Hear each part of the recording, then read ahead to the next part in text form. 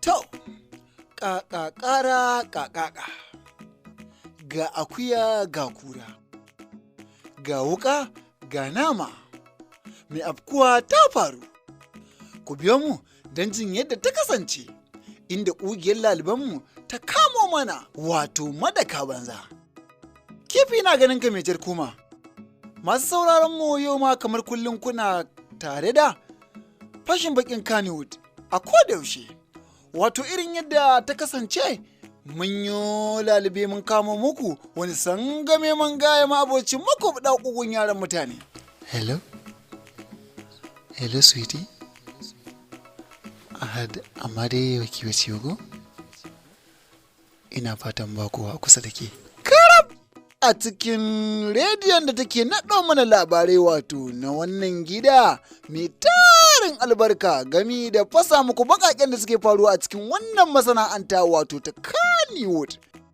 Wannan abu ya faru ne akan wannan jarumi wanda duniya ta san shi ta kuma shaida da shi yana taka rawar gani tun daga kan rawar waka, banjo, gala, bugalo, kana har breakdance. Mabocin soyayya ne da 'yan mata ƙanana da kuma tsohin da ke cikin wannan masana'anta. To Allah wadai da mai irin wannan hali. Wato Malam Musbahu Amfara ya zagayo ya kewaye musu tsoho. Allahu akbar kabira. Tar da irin wannan hali. Inna lillahi wa inna ilaihi raji'una. Wato wannan labari ya faru ne yayin lokacin gama wani location da aka gama na wani fim a cikin shekarar nan da ta gabata a cikin Disamba. Wannan kuma abu ya faru a cikin ɗakin da ake kai kaya ake ajiya wato costume, inda aka samu aka kewaya aka sakaɗa mana abin rikodin, kana aka danno aka kuma ba mu rahoton dalla-dalla tusar mai shayi, inda masu ɗauko rahoto da ke kawowa na cikin wannan gida mai tarin albarka, inda muke gabatar muku da wannan fili na kundin fashin bakin Kannywood ga irin yadda ya ce. To da farko dai an tarar da wannan jarumi a cikin wannan ɗaki ana masha'a ɗaya bayan ɗaya sala ake buɗe littafan. Sannan lokacin da aka zo aka tarar da shi an kama shi dumu ya cika baki da fulawa. Kana nan take gumi ya jike tun daga kansa har zuwa kafa. Wato shi wannan jarumi Musbahu Amfara yayin da aka tarar da shi dumu ya yi faca kala yawa daƙa a cikin kogin ɗan audu.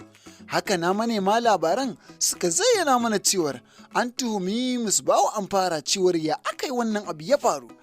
Karab da baka ice shi Allah ai ba abin da ya shiga yi, yana shiga ne zai ɗauko warin takalminsa. Ta ce masa don Allah oga ɗan taimaka ka gyara min zip ɗin riga na, hannuna ba zai kai ba, kuma ga kayan sun yi min kaɗan, ban sani ba ko wannan kastum ɗin ne zan sa, ban sani ba ko ba shi bane ni dai na ɗauka nasa. To dai a irin yadda ya zayyana mana kenan. To ga akuya ga kura, ga wuka ga nama, ita ma wannan jaruma muka bibiyi shin me hakikanin abin da ya ja wannan ta'asa ta faru a doron wajen neman abinci. Ta karab da baka ta ce tsautsayi ne gilma, kuma baya ga nan dama an sha kai hari yankin Tamilladu. Allah bai nufa wato ƙwallon ta haɗa raga ba sai a daidai wannan lokaci, kuma tana roƙon dan Allah a yi haƙuri kada a fasawa duniya ta san wannan abin da yake faruwa. To kun san dai aikinmu leƙe-leƙe gane-gane da fashe-fashe amma na baki akan bakin da ya shige cikin duhu. Ana cikin wannan ganawa da wannan jaruma karab da baka sai dan ta halikin gogon naka ya ce shi sam ba abin da ya faɗi tsakaninsa da ita, don haka duk ma me za a yi.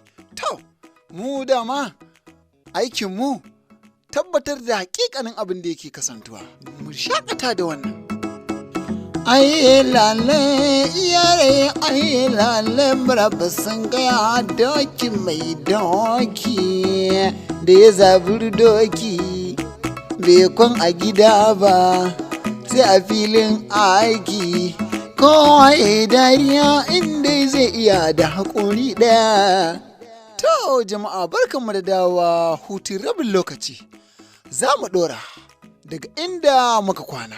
Irin yadda muka tattauna da wannan jaruma ita ma wadda kuna ganin hotonta a daidai wannan lokaci kuma duniya ta santa sananniyar celebrity ce, kana ita ma ludayinta yana kan dau, inda mu ita ma muka ji ta bakinta wai daga gyara zip ɗin nan sai ta ji gogon ya fara miƙa hannu yankin zaman lafiya, kana wai wallahi kina burge ni kuma ba abin da yake ƙara burge ni da ke sai lokacin da aka ɗamo biyu muna acting in idan ki ya kalli nawa sai in ji tamakar ni da ke ne a daidai wannan lokacin yadda babu kowa.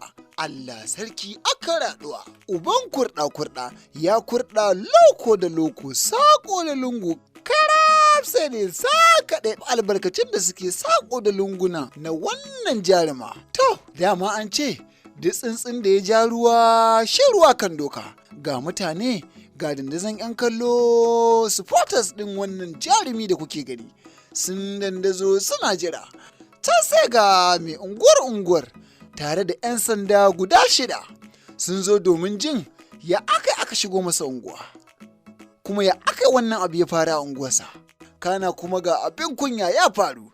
To ina muka kwana ƙaƙara ina za a je ina za a kai, ina muka kwana ina kuma za mu je.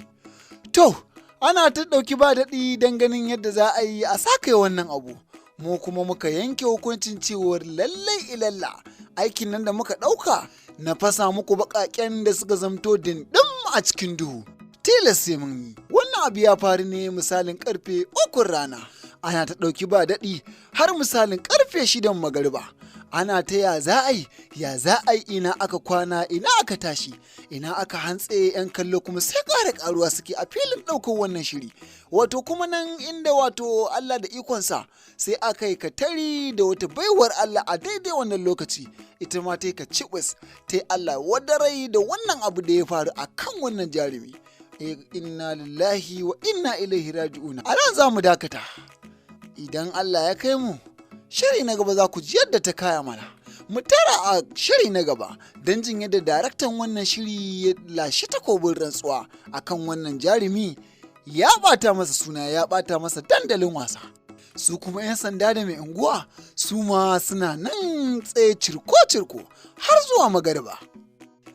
Idan wannan shine farkon shigarka na wannan shafi namu, ka danna subscribe, kana ka danna ƙararrawa domin sanar da kai da zarar mun kawo muku wani sabon shirin. Mun huta, ku huta lafiya.